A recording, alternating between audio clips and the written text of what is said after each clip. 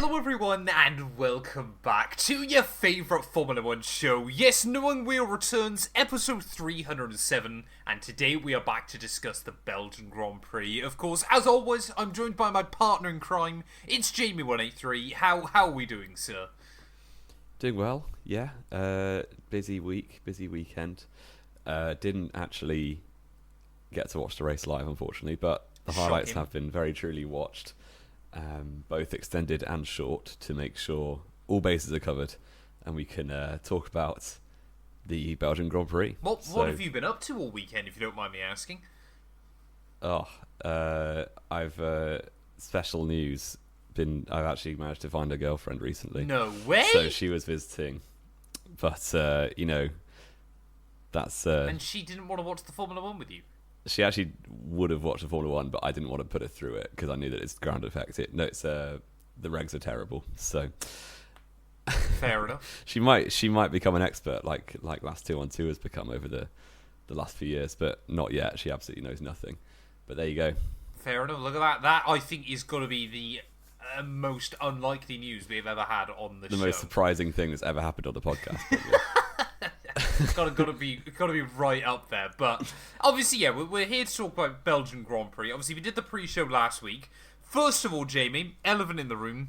We put some World Cup predictions down, didn't we, last week? We did. Before England versus Argentina. Now that game was played before the podcast went out. So unfortunately, we were both made to look like mugs in that moment. But luckily last night at the time of recording this, Argentina were made to look like mugs in the end, weren't they? So it was a good day. Football won in the World Cup. I'm not sure I've ever seen a worse performance from a losing finalist. So surely the Dutch team with 2010. I mean, it was very similar. The Dutch had more attempts. Like, Ian Robin should have scored against Casillas. We had a 1-on-1 in normal time. Like, it took Argentina 117 minutes to have a shot on target. That is appalling. So, yeah, and the way they conducted themselves at the end, we don't like that. And this is not a football podcast, but I'll take any opportunity to rinse the Argentinians at this point. Jamie will be creating a spin-off. How many spin-off podcasts have we come up with over the years? There's so many. At least we could 4 or 5, yeah, definitely. So many we could do. It'd be incredible. I mean, going into Belgium though, Jamie. Obviously, yeah, like we said, we did the preview show last week. I mean, really, we've said this since, 2017, haven't we? Belgium has just continued to be screwed over as a circuit by regs, hasn't it? It feels like. Yeah. It feels like regulation changes they bring seems to screw over Spa-Francorchamps more and more. Now, I watched both Formula 3 races, I watched both Formula 2 races, and obviously the Formula 1 Grand Prix. I'm 99% certain every single race had a lap 1 safety car, which is good going. So Bert Mylander at least got paid this weekend. But the thing is, it's always the odd thing with, like, I wanted to obviously watch those F3 and those F2 and obviously the F1 race as well, because Spa is so picturesque and it's such a driver's circuit. But it's not. I mean, Formula 2 and Formula 3 still delivered some fairly decent racing, but it just doesn't seem to work with these high downforce, high power Formula 1 cars. It seems to work better with stuff that is still quite high power, but maybe a bit less downforce nowadays. Or we just need to move it back to the end of August to get some changes. Actually, I reckon run it in November, get some real changeable weather at the end of the year. That'd be great. Yeah, it'll be like frozen at the top of the hill because you're at higher altitude. Yeah. I think, because as a kid, obviously, like, I mean, I was a big Fisichella fan growing up, but so that was part of the reason why I loved Spa. But it was always like the favourite circuit to go to each year. It was always right after the summer break as well, so a lot of teams had a lot of upgrades. Yeah, and at the end of August, there's more changeable weather than it has been in the previous 2 years for Belgium. And yeah, it's just not delivered a good race in quite a long time. It reminds me a bit of, Suzuka, to be honest, because as time goes on, people forget that Suzuka could actually deliver a good race back in the day. And then before long, you've got people like the newer generation of fans being like, why do we race here? It's not a good circuit. And that's just not fair on the track because it is a good circuit. It's just... And it continues to deliver good racing in other series, doesn't it? Yeah, it's just not built for these cars for whatever reason. And I think the nature of the track having basically 2 overtaking zones, arguably 1 overtaking zone, is not great, because especially where overtaking has become, with all these aids, and I'm not against DRS or the overtaking mode on the straights and everything like this, but the ease of overtaking has become more and more straightforward as time goes on, which means you might as well just wait to lick on every lap. So no one even bothers trying anything else. Well, the problem is now as well, isn't it? Obviously, at a specific track like Spa, really kind of with the turn of the 21st century, wasn't it? Because obviously there's always that famous example of the BARs trying to take Eau Rouge and Radion flat out, and obviously couldn't. Since Eau Rouge and Radion became easy flat, even when you're behind another car, it just kind of destroys part of that like the whole point was, for so long, of course, you had to try and, you know, take it as close to flat as you could to stay near the car in front to try and get a run up the Kemmel straight. Obviously now that's not a challenge anymore. You sit behind the car in front. I mean, the cars see it as a straight, don't they? Like the analyst, everything like that, it's viewed as a straight because it's never a challenge in the dry anymore. No, not at all. And so therefore it's no longer a challenge to follow a car through a Rouge, which means you can just, you know, drag past them on the straight. In a way similar to 130R at Suzuka again. So yeah, it's a shame, but to be honest, like, having thought about the last few years of racing at Spa, I'm not that upset that it's going to a bi-yearly, which is obviously really sad for this track and for the prestige of the kind of venue that we will no longer go to each year. But for the good of the picture of the sport, I think genuinely I would rather watch like a Saudi Arabia race than a Belgian race at this point, which is kind of sad. I just think they're better. I just don't think Spa can deliver Saudi a good race given anymore us that many unless great it's races? raining. Considering we don't know how bad it would be with this year's regs. True, we like, haven't we been missed there this year. Bahrain, I will give you. Saudi Arabia, I wouldn't say so safely. Bahrain, I definitely would prefer another race at Bahrain, or even, you know, like Silverstone if they. And even Silverstone, we said last week. It wasn't great. No, I mean, this is. I pre-warned Jamie that I wanted to go on a little bit of a rant in this week's episode, because, I mean, the staggering thing for me was must have been, I think, towards the end of the Grand Prix, commentary said, obviously, this is the 10th race of the season I faced. Obviously, I know the start of the year was a bit all over the show, but I went, guys, it's only been 10 races with these regs. So painful. I mean, we moaned about this for a few years, didn't we? Obviously, the problem Formula 1 ran into was that there weren't enough overtakes going on in races, because obviously we went through this uber high downforce era where the cars were very quick, but nobody could overtake. So they then spent a few years either bringing in tracks, obviously bringing in ground effect, and, you know, tracks like Las Vegas obviously got brought in, tracks like Australia got reprofiled. So all of these circuits now have such long straights that people could actually overtake on. And now we've gone into a regulation era where nobody's got any power anymore to actually do anything on those long straights. Yeah. So we basically shot ourselves in the foot and then gone and shot ourselves in the bullet wound. You think about the tracks that have had kind of corner changes in the last 5-10 years. Abu Dhabi no longer has any corners. Yeah. Spain it does still no have longer has any corners, but there's still not that many to overtake on. Well, Abu Dhabi, in theory, and Spain have got better for overtaking, and they were better for overtaking ground effect. Spain, I would say, has delivered better races more recently. I know, obviously, helped by a little bit of Hamilton bias, but Spain is definitely one still that's changed for the better, because the final 2 corners aren't easy flat out in race trim. No, it's true. And then obviously Australia, like you said, all of these tracks they've had their kind of technical heavy braking zone areas taken out. And therefore, we've now got these regs where you kind of need these heavy braking zones to actually have the power to be a normal track. I'd be really intrigued to see what Australia would have been like, the old layout with these cars. Yeah. I mean, Hungary should be... I'm actually more excited for Hungary than I have been for Silverstone or Belgium, because at least they can race normally. So...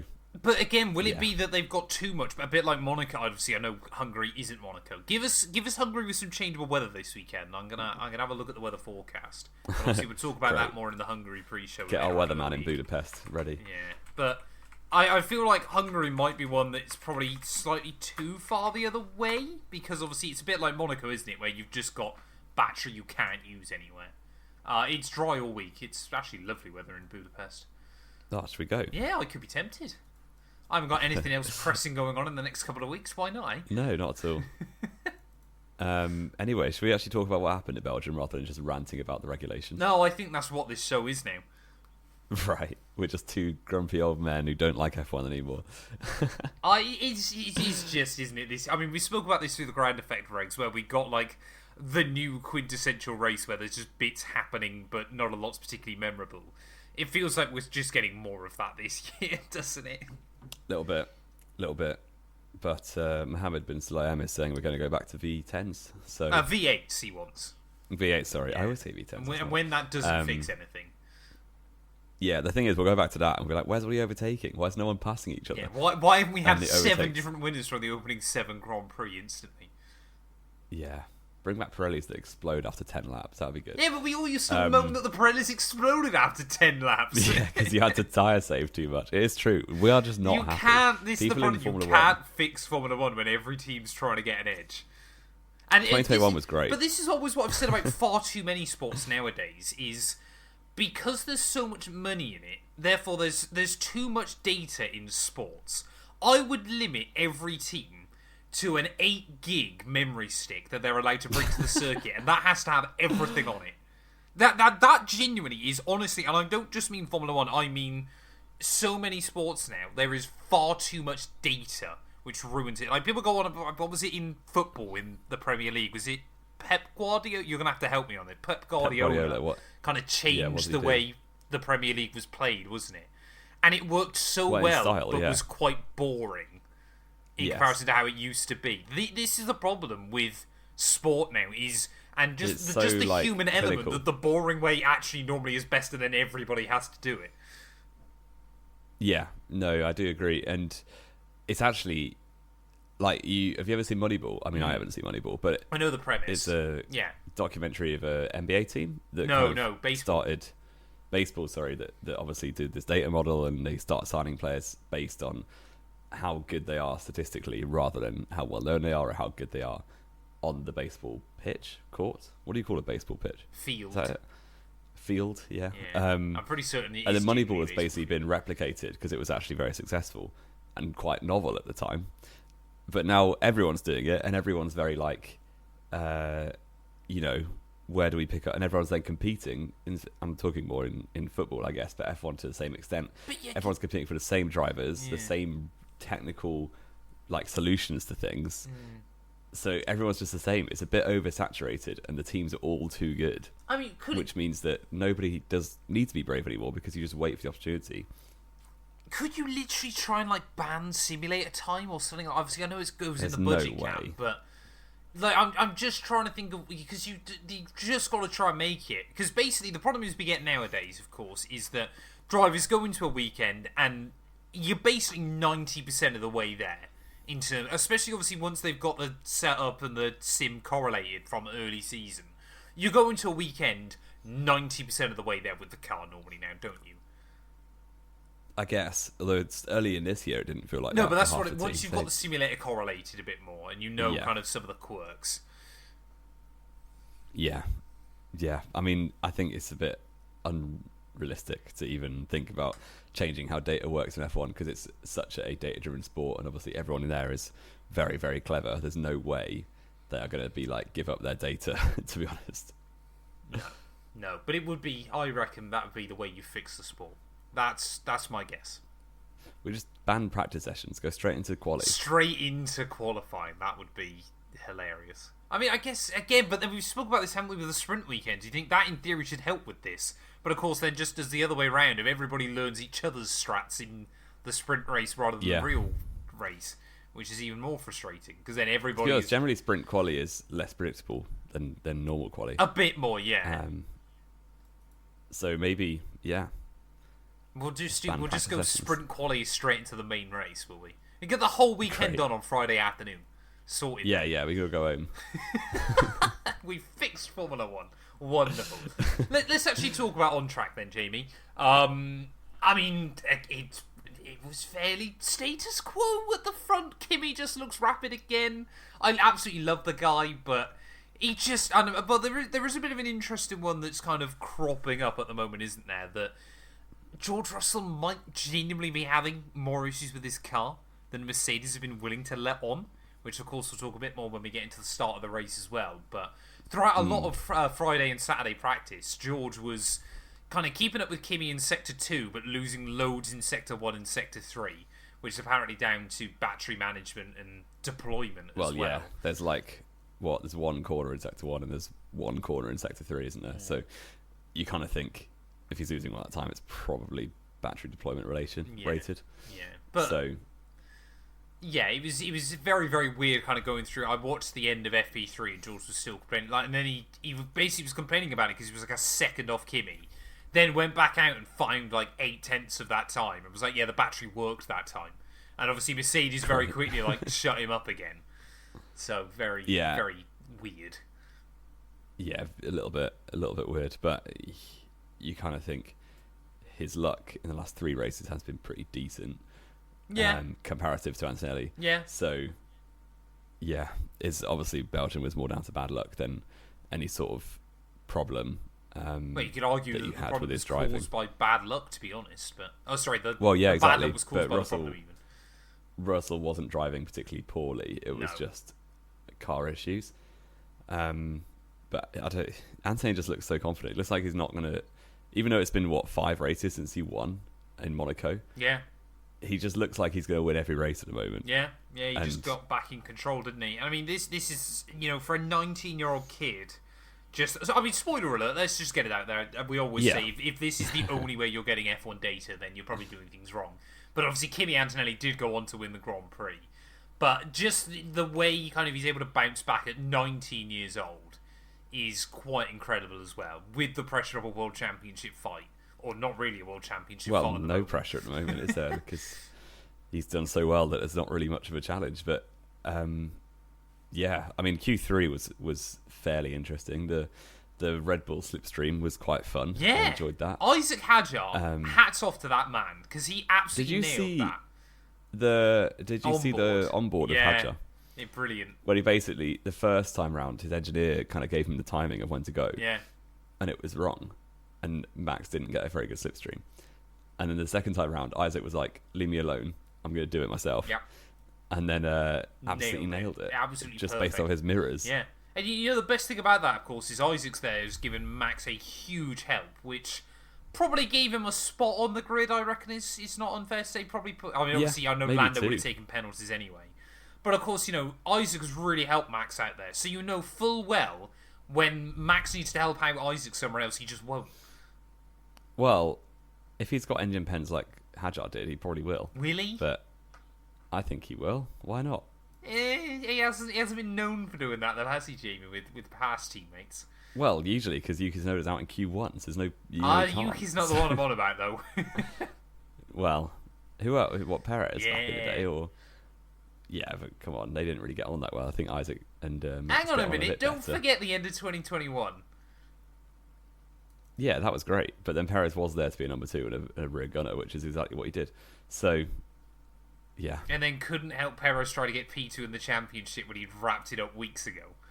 Yeah, who cares? He was remembering he finished second.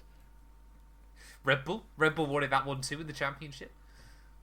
That's wait another year for it. To screw over Perez more. Yeah, pretty much. Honest, so. Pretty much. Anyway, JB, he succeeded. Let's get back into obviously, like we said, Kimi on pole. Max Verstappen ended up P2.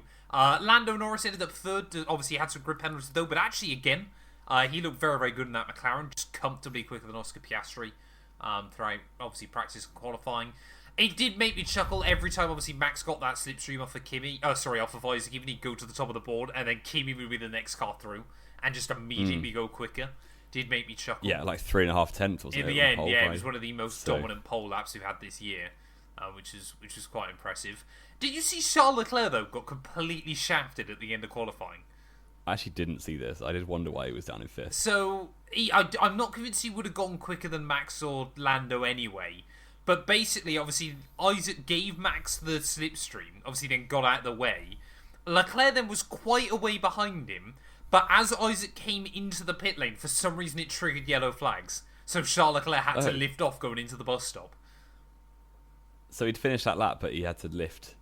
Yeah, fair. Because he still beat Lewis Hamilton. Did he have a lap before that was quicker than Hamilton's? I don't know. I honestly can't remember off the top of my head, but yeah, still beat Lewis by 2 thousandths of a second in the end, after Hamilton stacked it at the end of FP3. Yeah. And Oscar Piastri didn't... Given that this time last year, Piastri won in Belgium, and then won in Zandvoort to open up, 40-point lead over Norris close or to something? 40, wasn't it? He looks off it at the moment. I don't think he's been very good since... His qualifying pace was definitely worse. Suzuka? His race pace was okay in the end, obviously with a couple of caveats thrown in there. But obviously we'll talk about that in a minute. But yeah, Antonelli, though, obviously 6th pole position of the year. Max Verstappen obviously would join him on the front row. Norris did end up 3rd, but obviously had that 10-place grid penalty. And Russell, Leclerc and Hamilton kind of seemed close to the front, but not quite there in qualifying. But they reckon their race pace was going to be a bit better. Piastri was beefing it out with Lindblad and Bortoletto, which is, a good sign. And then Hadjar obviously never did a run in Q3 as well. Can we give a shout out to Bortoletto there? Got that car into Q3 unlike Hulkenberg? We can. I'm slightly concerned.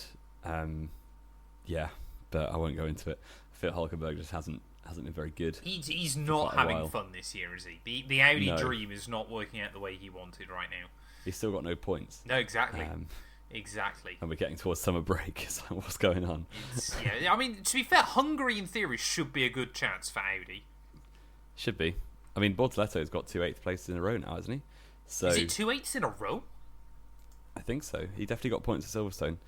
Yeah, must be. Fair play to him. So, yeah, Hulkenberg needs to... Soon enough, they're going to have a bigger points disparity than Behrman and Ocon. Well, Behrman's points all came in 3 rounds, didn't it? And then Haas fell off a cliff. Well, yeah, like Haas do every year. Yeah. But, Bortoletto's operating very well at the moment. Fair play to him. He certainly is. Anyway, race day. Could it be raining? Could it? I actually didn't see anything build up, so I didn't even know that was a possibility. It rained right at the end of the F2 race, and then there was a couple of little spots early on. But they were talking about how there was meant to be a bigger rainstorm like 15 minutes in that just never happened. Good. It could have saved Spa. Well, I mean, that's what I mean. There's no good news at Belgium at the moment. A rain shower would have been quite fun, but alas. Do you know now we've got an entire year without a wet race? Have we actually? Yep. What was the last the wet last race? wet race was Belgium last year. Was that even that wet? Piastri won and it was dry. It was wet at the start. They were all on inters, weren't they? And the sprint race on Saturday was full Very wets to inters, wasn't it? Yeah. Interesting. 2013. Yep, that was exactly what I was going to say next. Yeah, the whole season was... Where the only time they used any wet weather tyres was the first 5 laps at Malaysia. Did it not rain during any free practice or qualifying, though, that year? No, I think it did. Yeah, I was going to say, Australia was soaking, wasn't it? Yeah. I feel like I remember Massa binning it like 4 times. That's so weird. Why do we both remember that? And he was like in a boat coming out of the left-right chicane in Melbourne. Yeah. Yeah, so quality session 1 was wet, and then beyond that, very, very little. It was certainly not in the race. But no, this is what I wonder, obviously, because we've spoken about this, because on the F1 game, Jim, you won't know this now, but on the F1 game, they've basically ruined wet racing, because you're stuck in one battery mode always. So it's basically just everybody follows each other around, and no one can do anything. Because tyre wear's non-existent and there's no strategy to it, which is super boring. Is that what F1 would be like in real life? Well, that's what we're wondering. Where they're kind of going, like, how either would a wet race save these regs or would they be awful? You just don't know. To be honest, you look at the races remaining, there might not be a wet race this season. No guarantee. Like, Sao Paulo could be, but other than that, half of them are in deserts. Well, half of them aren't going to happen if they're in a desert. No. But Hungary looks dry. Netherlands is in mid-August. Monza is in September. I guess it could rain, but it's unlikely. It's either not going to rain at all or absolutely hammer it down. Madrid probably won't rain. That'd be hilarious. Probably won't rain. That would also be hilarious. Singapore has rained. Yeah. Sprint weekend. Texas. That would be hilarious. Texas, no chance. Mexico City, we've no had chance. a wet Texas Sao before. Paulo, possibly. Yeah. That's probably our best shot. And then Vegas, Qatar, Abu Dhabi. We've it's never just had not a gonna wet rain all year. Mexico, have we? In the modern era. No, I don't think so. That could be fascinating. Yeah, no downforce and wet weather. That'd be great. Yeah, that'd be very, very interesting. I propose to Formula One that they force it to rain. Sprinklers. Yeah, there you go. Get the sprinklers out. It'll be golden. Absolutely golden. Anyway, though, at Spa, obviously this weekend, it didn't rain. So we have now officially gone an entire year without a wet Formula One race. Unless, of course, you ask McLaren. Montreal was wet. But Yeah. Or Audi, actually, because Hulkenberg started into yeah, Hulkenberg did as well, didn't he? But we did get some drama off the start, though, Jamie. Obviously, Max jumped Kimi down into a route off the launch, obviously off of turn 1, I should say. My partner was immediately like, how has Max got the run on him there? I went, I guarantee you Kimi will be back ahead of him up Kemmel Straight, and that was exactly what happened. Leclerc, out of nowhere, even he was confused by this, got the run of his life up the Kemmel Straight as well. He went from behind George Russell he got around Russell, round Max, and was battling wheel to wheel with Kimi up the end of the Kemmel Straight. And he got to the end of lap 1 and was like, I genuinely don't know how I did that. Like, where was that that battery coming from? Russell did the exact opposite, though, and just went nowhere. It went backwards, yeah. The battery was not batterying, was it? No. And before long, he was side by side with Hamilton, and that was the end of his race. And I thought at first Hamilton just lost it with low downforce on the inside. I do think it's more a bit of both, because I think Hamilton lost the back end because Russell hit his front end. So... Well, even Russell said it was a racing incident. When I watched it originally and saw the replays, I was like, a 5-second penalty there seems fair, to be completely honest. Because it was very, very minimal contact, and of course, obviously, Formula 1 should be stewarded on actually the incident rather than the outcome of the incident. But the fact that George was like, nah, shouldn't have been a pen. Racing incident, lap 1, these things happen. I think he was just fed up with the whole weekend at that point. He was also depressed at that point, so it's probably just like, short answer, get me home, get me on the plane. Yeah, exactly. But yeah, Hamilton got a 5-second penalty. George Russell was out of the Grand Prix. Staggeringly, though, Jamie, the one other person involved in that accident was Sergio Perez at the back of the field. I didn't see that. So, what did Perez do? Basically, there was a bit of debris, obviously, from the contact that kind of got flicked around and moved around a little bit, and then Checo Perez somehow was the only one that ran over it. And apparently, I don't know how true this is, but apparently that was then what led to his suspension failure later on, was the debris hit his suspension, because Cadillac, for some reason, had built their car out of paper mache this year. Ended up causing his suspension failure later on. Perez's suspension in Montreal broke without hitting anything, so it's no surprise that he actually hit something legitimate and it still breaks. Yeah. So or catches fire. Cadillacs like to do that as well this year. Yeah, it's true. They really haven't hit the ground running, have they? But they're a brand new team, so we'll give them a bit of slack. They can't hit anything and stay running. They can literally hit nothing and can't keep running. That's how well. A bit of warm Montreal sun and the car just disintegrates. Can we actually, though? I want you to say that about Cadillac. Can we give them a little bit of credit, because this weekend, obviously Aston Martin were getting climbed on for being like 3 seconds off the pace of everybody. Cadillac actually, genuinely, at least in qualifying, were pretty damn close to the back of the midfield. I guess. And they're definitely quicker than Aston Martin. They are much quicker. They're about 2 seconds a lap faster quicker than Aston Martin right now. Yeah. Bottas was only a lap down. Yeah. It's a very long lap. It's a very long lap, but, yeah, fair play to him. Maybe. I mean, Perez should have had a point at Monaco if he hadn't got a stupid penalty. Wait, you just can't line the car up twice, was Perez's problem. Yeah, I think this is the thing, though, isn't fair play. It was only 200ths off Ocon. Yeah, that's what I mean. They were genuinely actually quite close. Ocon was then 7/10 off the next car, but apart from... Yeah, also true. But even then, it was only in the earlier runs that they were actually quite competitive. Yeah, fair play. I want to see Cadillac score some points this year. Or a point. I think you'll be waiting a bit longer, but probably we will see. Maybe Hungary's going to be that race. Who knows? Actually, it'll be somewhere like Monza, won't it? The Cadillac will suddenly, it has no downforce at all. You'll need a crazy race that's going to have a lot of retirement. Vegas wet race. Actually, to be fair, we've got Baku coming up. Wet weather Baku. Perez has always been all right at Baku. Yeah, that Jamie, it's on. I'm going to say it now. I'm not. I'm not going to make any predictions like that. Yeah, obviously lap 1, like we said, obviously Perez somehow got involved in an accident between a Ferrari and a Mercedes, which is quite impressive. Which apparently led to his retirement later on. Ocon and Behrman also came together a bit later on in the lap, which, I mean, Esteban Ocon literally had the weekend of a man that's getting sacked, didn't he?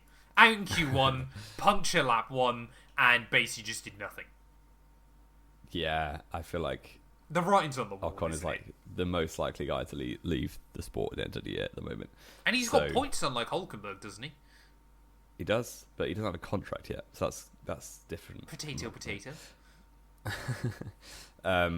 Yeah, I do think it was a pretty horrible weekend.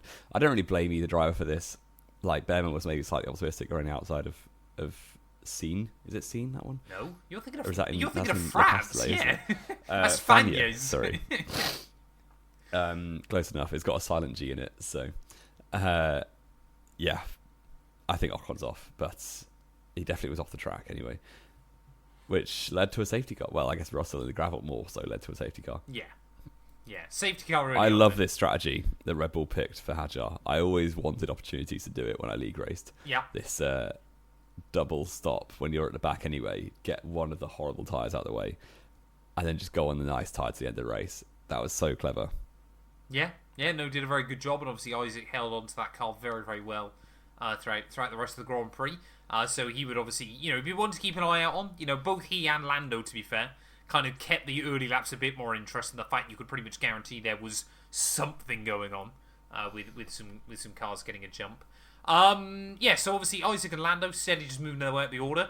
Leclerc, obviously after we saw the lap 1 incident between Lewis and George, how on earth did Leclerc not get a penalty for just crashing into Oscar Piastri for fun? And that was why Oscar was then off the pace for the rest of the race, because he had damage. I don't know. It was out of the Monza 2019 textbook, wasn't it? It was. For Charles Leclerc. Completely. So, I don't know. It's a strange one, because he literally just like pushed Piastri over the curb. Bit of contact, very dangerous. Obviously, it's like 160 miles an hour in that braking zone, probably more. Somehow didn't get a penalty for just slightly edging Ocon. Why do I keep saying Ocon? Why are you obsessed with Ocon? Piastri off the track. I'm bemused as to how this wasn't a penalty, but because it's Charles Leclerc. It is Charles Leclerc, il predestinado, and somehow just repeated what he did to Hamilton in Monza 2019, and didn't even get a black and white flag this time. They just let him off, didn't they? Yeah, it was nothing at all. Nothing wrong with that. Incredible, absolutely incredible. We got to enjoy some more Lawson and Lindblad beef. It'd been a couple of race weekends since we last saw that, but those two. Did you know? Two things about this beefing. They had upgrades in one car for this race, and rather than give it to Lawson, who's ahead in the championship, they let the drivers. They made a rule that whoever qualified in front in Silverstone got the upgrade package first. So Lindblad had it because he out-qualified Lawson. And the second thing that's interesting is, I don't know the story behind this, but they both travelled back on EasyJet from Belgium. That doesn't surprise me so much. I think it was probably an accident as to how they ended up on EasyJet, but I saw a little selfie of them on Instagram of sitting next to each other on EasyJet. So that doesn't surprise me quite something particularly. Well, I'd imagine their first plane was probably cancelled and they had to get another plane back or something like this. I would just assume they probably fly commercial on a lot of them, to be honest. And for a 45-minute flight. It's not 45 minutes to, I guess, where they're going. It's 45 minutes from London to Brussels. Yeah, but Brussels is nowhere near. Brussels is like 2 hours away from... Yeah, but there's no airport nearby. Well, there's probably a private airport that you'd have thought... I mean, EasyJet won't fly from there. No, exactly. You got to remember as well, like, there's levels to Formula 1. Like, VCOB, those who drive, neither of them will be earning enough where that's genuinely that viable a lot of the time. Especially for a 45-minute flight. There is no way they were planning on flying EasyJet. I would argue they probably were. At the very least, they were going to be on like a British Airways equivalent in business. But my point is there wouldn't have been one. It's a 45-minute flight. They'll have just gone with one available. I highly doubt it. I would put money on that it was genuinely an EasyJet flight booked for them. I'd be surprised. We'll look at It's them a afterwards. 45-minute flight. They won't care, or I'd hope they don't care. They're still F1 drivers. Yeah, but what? Yeah, I get that, but still, it's a 45-minute flight. You'd be on a business class British Airways if you could. Well, yeah, but my point is there wasn't a British Airways business class flight. They won't do a business class flight on a 45-minute flight like that. It just doesn't exist. Is my point. I'm surprised Verstappen didn't let him into the plane, but there you go. He's probably going somewhere else. Yeah, maybe back to Monaco. Yeah, exactly. Actually, no. Liam doesn't now live in Monaco. I'm pretty certain because they did a room tour with him, didn't they, a few weeks ago? And it was really depressing. He's basically just got deck chairs for like a dining room table and things. It's proper like house that's been designed by a guy. Yeah, exactly. No, it is genuinely the most guy house thing I've ever seen in recent years. Either way, Jamie, back to the important stuff rather than you looking down on EasyJet flights. I fly EasyJet all the time. Yeah, but it's because you're constantly flying around places, so now you know how they feel. This isn't the first time though that Lawson and Lindblad have had beef this year, is it? No, Austria. It's not. They keep, but they're also very like chill with each other, which I quite. I don't think there's any personal beef on this one, but just on the track they would find themselves in the same places. It is definitely brewing. I say second half of the year. That's one to keep out on, one to keep an eye on. Especially with the whole like, if Max goes, Lindblad has the seat for next year. Lawson doesn't at the moment. And they're supposedly bringing in Solov, aren't they? So, yeah, we will see. We certainly will. We certainly will. Yeah, I mean, after that, not a lot happened. Did it really? We saw a couple of VSCs that helped out Ferrari quite well a bit later on in the day. That actually temporarily, I completely forgot about it until I watched back the highlights this morning, actually put Leclerc into the lead. But Kimi was still just much, much faster. Hamilton Leclerc was in the lead for a while. Actually, he did lead for a little while, to be fair, about 10 laps or so, wasn't it? Which obviously at Spa is quite a while in the grand scheme of things. Hamilton almost ran over his pit crew because for whatever reason, obviously he had that 5-second penalty for the start, so they waited 5 seconds, the team put tyres on, and then the guy that was meant to be changing the wing angle decided he wanted to do it as Hamilton was trying to leave, which made no sense. Yeah, so he could have got a penalty for that as well. He got fined for it in the end, yeah. Not him. Ferrari got fined, didn't they? That would be a bit unfair. I don't believe you can. Obviously, you can be written into their contracts, but I don't believe the FIA have the right to fine drivers by themselves. Did you see actually? They do. Max got a fine for beefing Ocon in Brazil. But he got that was out of the car, though, wasn't it? Exactly. You had to go to Formula E. Did you see? I think it was Noel Leon in F2 who got disqualified for the funniest reason I've ever seen. I actually haven't, no. So he got disqualified post-race because someone that he'd invited to the Grand Prix, when they were under red flag in F2, someone that he invited to the Grand Prix managed to get a hold of a headset with a radio on it and was chatting to him.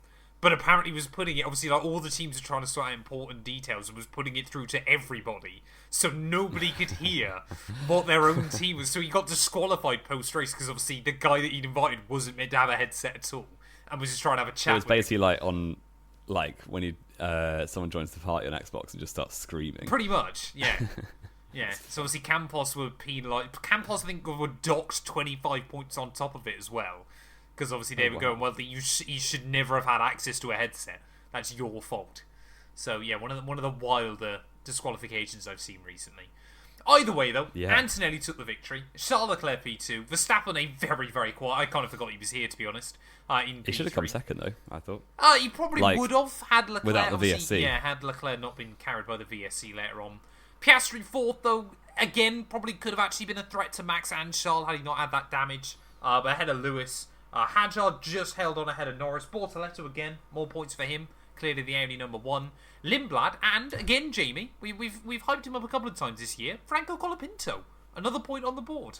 Yeah, little double overtaking there as well on Gasly and Lawson. It was a great move, wasn't it? Thankfully, that was the only Argentinian success of the day. Exactly. Yeah. And I don't mind a 10th very place. Pleased. He got as many points this weekend as Argentina got shots on target. Pretty much, yeah. And thankfully, Colapinto didn't punch anyone in the post-race, unlike Paredes at the World Cup final. But Incredible. There you go. Do you want your quiz, Jamie? Yes. It's quite a quick one. So, Okay. Andrea Kimi Antonelli, Jamie 183, has chalked up his 6th Formula 1 Grand Prix victory. You, sir, have to name me, in order of the current Formula 1 grid. You don't have to give me how many wins they've got, but you've just got to name me most wins down to Andrea Kimi Antonelli. If there is a tie, it is the driver that won a race more recently. Okay. So Lewis Hamilton. Correct. Max Emilian Verstappen. Correct. Fernando Alonso. Correct. Lando Norris. Correct. Charles Leclerc. Incorrect. Oh gosh. But yeah, the Piastri and Leclerc are tied, aren't they? Yes. Leclerc won literally last week. Yes.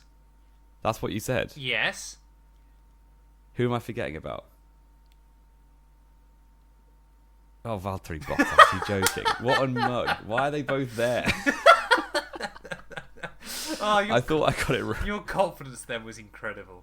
Absolutely incredible. I thought you'd messed it up, but as it turns out, no, I had messed it up. You have. So it would be Bottas, Leclerc, Piastri, Perez, and then Antonelli, wouldn't it? Russell. And then Russell, Perez. of course. And then Antonelli. Has Antonelli one off Russell now? Yes, he's got the same amount of wins as Sergio Perez. Oh, that's nice. There's a very realistic possibility by the end of the year Antonelli will be up to 4th on the current driver win list. Yeah, which is a bit crazy, but fair play to him at 19 years old. Yeah, exactly. Staggering. Driver of the day, Jamie 183. Who are we saying? I mean, Antonelli was good, Antonelli but it's was just very driving the good. fastest car, isn't it? Yeah, but he got the job done, didn't he? Leclerc did quite well. It's one of those ones, wasn't it, where it was kind of like, Bortoletto got points for Audi. That was good going again. But again, I do think it was possibly the Hadjar did the whole race on fastest effectively car. a no-stop. I'm going to give it Verstappen because I feel like I haven't done that in a while. Why? So He did nothing. I'm going to say Hadjar. Yeah, but I don't think... Hadjar carried Max to that P2. I think just for the slipstream job alone in qualifying, Hadjar deserves driver of the day. Great. Is that not fair? I will stick with Verstappen. Shocking. Just defaults to Max Verstappen. Race rating wasn't great, was it? It really wasn't great.